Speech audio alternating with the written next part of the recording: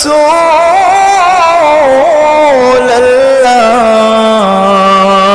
الله طه ويا حبيب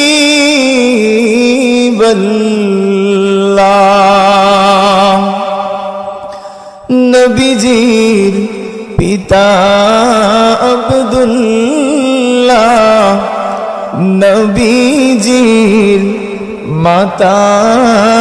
আমেনা নবীজির দুধ মা হালিমা নবীজির রোজা মদিনা ইয়া নবী সালাম ইয়া রাসূল সালাম ইয়া হাবিব সালাম আলাইকা সালাম